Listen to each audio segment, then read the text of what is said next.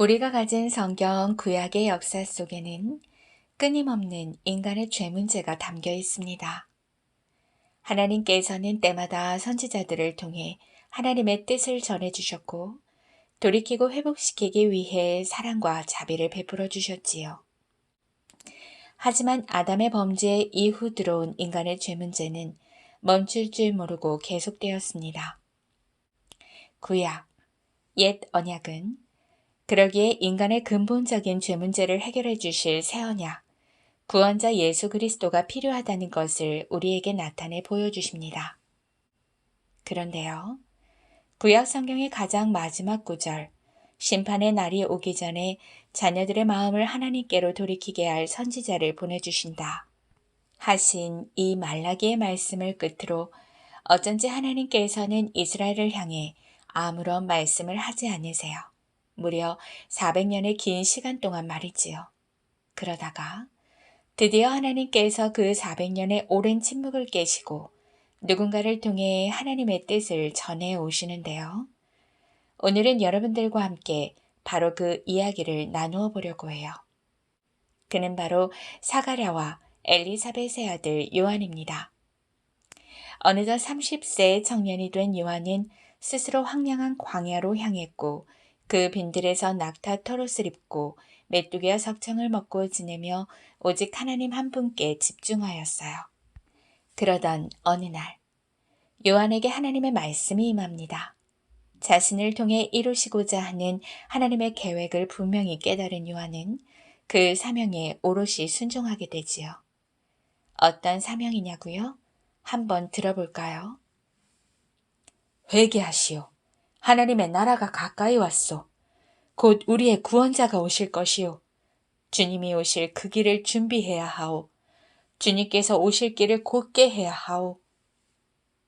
그래요. 구약 성경에서 예언한 구원자, 그 메시아가 오시기 전 그분을 뭇사람들에게 알리는 역할. 바로 그 광야에 외치는 자의 소리입니다. 그것이 요한이 하나님께 받은 사명입니다. 우리의 구원자가 오시면 모든 골짜기가 메워질 것입니다. 산과 언덕이 낮아질 것입니다. 굽은 길은 곧게 펴질 것입니다. 험한 길은 평탄해질 것입니다. 마침내 모든 사람들이 하나님의 구원을 보게 될 것입니다. 이런 외침과 함께 죄사함을 받게 하는 회개의 세례를 전파하자 놀랍게도 온 유대 사람들과 예루살렘 주민들이 자신의 죄를 스스로 고백하고 세례를 받고자 요단강으로 몰려듭니다. 앞에서 나눈 구약 성경의 가장 마지막 하나님의 말씀. 선지자가 와서 하나님의 마음을 자녀에게로 돌이키게 하고 자녀들의 마음을 그들의 아버지에게로 돌이키게 하리라. 바로 그 말씀이 실현되는 아름다운 현장입니다. 사람들이 세례 요한에게 물었어요. 당신이 바로 우리를 구원하시기 위해 오신 메시아입니까? 결코 아니다. 나는 너희에게 그저 물로 세례를 주지만 나보다 능력 많으신 그분께서는 너희에게 성령과 불로 세례를 베풀어 주실 것이다. 나는 감히 그분의 신발끈조차도 풀기를 감당치 못한다. 이렇게 요한의 세례와 죄사함의 회개가 널리 퍼져나가자 당시 종교와 사회의 지도자들이었던 바리새인들과 사두개인들도 세례 요한을 찾아왔어요. 그런데 웬일이죠? 요한이 그들을 향해 호통을 쳐요. 많은 사람들이 세례를 받으면 좋은 일일 텐데 그들을 반기지 않다니 어쩐 일일까요? 독사의 자식들아, 누가 너희에게 닥쳐올 하나님의 벌을 피하라고 하더냐? 아브라함의 자손이라 하여 구원을 받을 거라 장담치 마라. 죄에서 돌이키고 하나님께로 돌아오는 회개, 그에 걸맞는 삶이 중요한 것이다. 먼저 회개에 합당한 열매를 맺어라. 좋은 열매 맺지 않는 나무는 결국 불에 던져지고 말 것이다.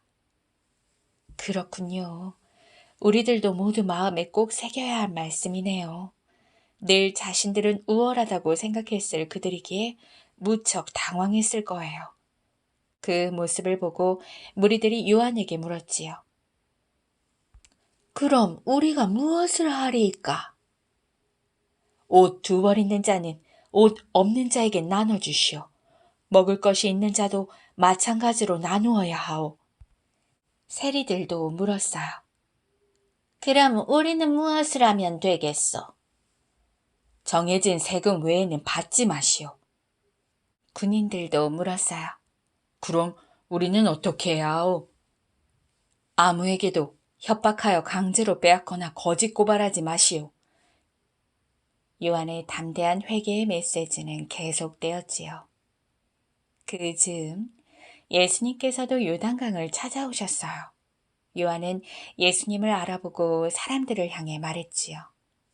보라, 세상 죄를 지고 가는 하나님의 어린 양이로다. 앞서 내가 증언했던 분이 바로 이분이시다. 내가 세례를 베푸는 것 또한 이분을 너희들 가운데 나타내기 위함인 것이다. 예수님께서 요한에게 다가와 말씀하세요. 이제 내게도 세례를 베풀라.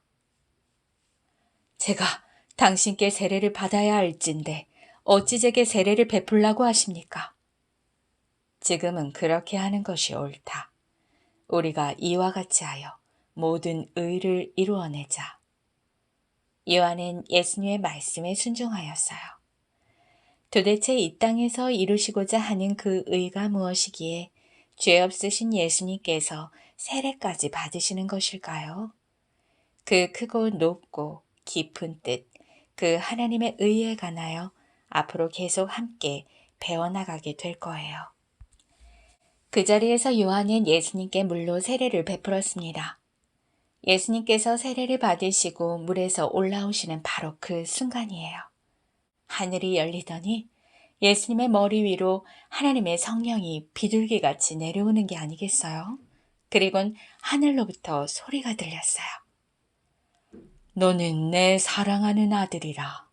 내가 너를 기뻐하노라.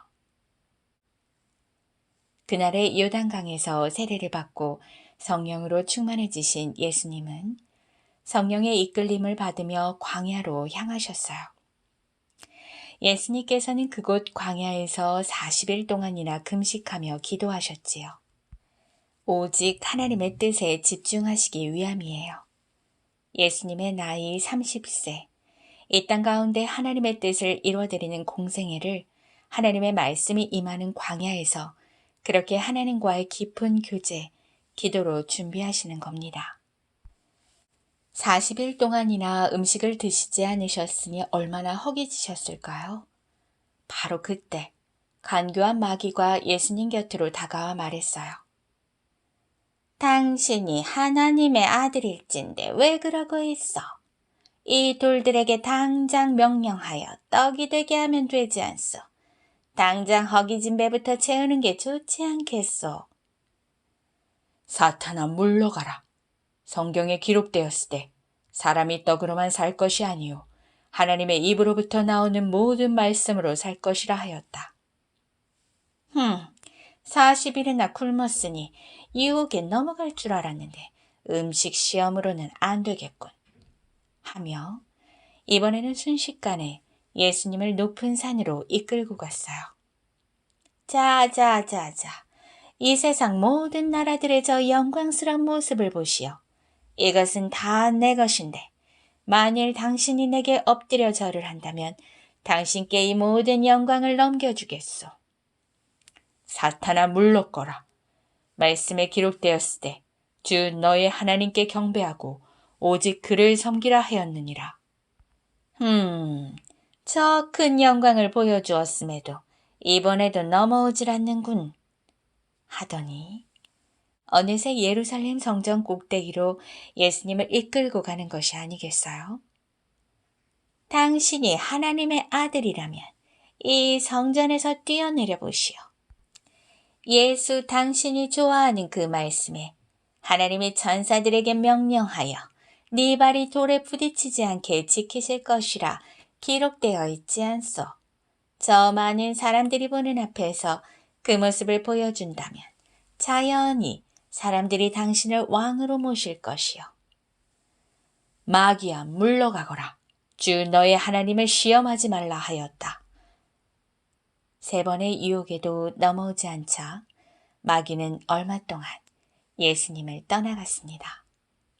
때가 찼고 하나님의 나라가 가까이 왔으니 회개하고 복음을 믿으라.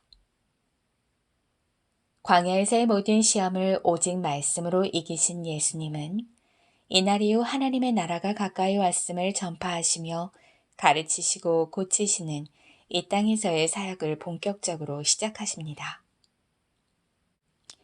하나님의 말씀대로 죄에서 돌이키라 외치며 구원자 예수님을 맞이할 준비를 시키던 요한.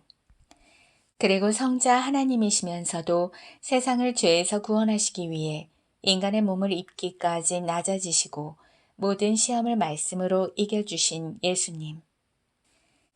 이와는 참으로 대조적인 그림, 하나님께서 금하신 선악과를 먹고만 아담과 하와의 모습. 어느 날 사탄이 다가와 선악과를 먹으면 하나님과 같이 된다는 말을 건네었어요. 정말 사탄의 말을 듣고 보니 먹음직하고 보암직하고 지혜롭게 할 만큼 탐스럽게도 보이는 거예요. 그만 그들은 하나님의 말씀에 순종하는 대신 자신들의 욕심에 끌려 선악과를 먹고 맙니다. 바로 사탄은요, 하나님과의 관계를 끊어놓으려는 악한 세력이에요. 아담과 하와에게뿐 아니라 가고 오는 모든 세대, 모든 하나님의 백성들을 미혹하게 하는 거짓의 영이죠. 아담과 하와뿐 아니라 수많은 하나님의 사람들이 그 거짓의 영에 미혹되고 넘어졌어요. 지난번 함께 나누었던 이야기를 떠올려 볼게요. 작은 태양이란 이름으로 많은 기대 속에 태어난 삼손. 하나님께서는 이스라엘의 구원을 위해 그에게 놀라운 힘과 지혜를 허락해 주셨지만 삼손은 하나님의 말씀에 순종하기보다 자기의 소견대로 자신의 욕심에 끌려 살아갔지요. 사탄은 삼손의 약점을 너무나 잘 알았어요. 결국 삼손은 그 유혹에 넘어졌고 비참한 모습이 되지요. 이처럼 사탄은 지금 이 시간에도 각 사람이 가진 힘과 재능들을 잘못 사용하도록 유혹하며 끊임없이 하나님과 관계를 멀어지게 만들어요. 하지만 우리에겐 소망이 있습니다. 하나님께 불순종함으로 시작된 그 죄 문제를 해결하시기 위해 인간의 몸을 입고 오신 예수님은 광야와 같은 세상을 살아가는 우리에게 사탄의 유혹을 어떻게 이겨내는지 몸소 보여주셨으니까요. 바로 하나님의 말씀에 순종하는 것.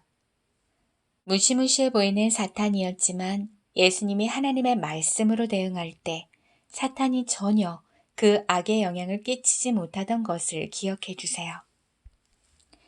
혹시 광야와 같은 길에 서 계신가요? 끊임없는 마귀의 속삭임에 지쳐있진 않나요? 우리는 그 순간 선택할 수 있습니다. 하나님께 좋게 하랴, 사탄에게 좋게 하랴. 만일 광야와 같은 그 길, 그 시험 가운데 하나님의 말씀에 순종하기를 매 순간마다 선택한다면 그 일을 통해 더욱더 견고한 하나님의 사람으로 빚어주실 거예요. 기억하세요. 한 가지 일에 두 역사의 갈래가 있다는 것을요. 사탄은 그 시험을 통해 하나님과 우리를 멀어지게 하며 결국 우리를 망가뜨리려 할 것입니다. 하지만 모든 것이 합력하여 선을 이루게 하시는 하나님께서는 그 시험을 통해 더욱 깊이 우리와 만나 주시며 그 시간을 통해 진짜 되어야 할 우리가 되게 해주실 것입니다. 이 세상이나 세상에 있는 것들을 사랑하지 말라. 누구든지 세상을 사랑하면 아버지의 사랑이 그 안에 있지 아니하니 이는 세상에 있는 모든 것이 육신의 정욕과 안목의 정욕과 이생의 자랑이니 다 아버지께로부터 온 것이 아니요 세상으로부터 온 것이라. 이 세상도 그 정욕도 지나가되 오직 하나님의 뜻을 행하는 자는 영원히 거하느니라. 이것이 오늘 하나님께 좋게 하랴, 사탄에게 좋게 하려는 제목으로 여러분들과 함께 나누고 싶었던 하나님 나라의 이야기입니다.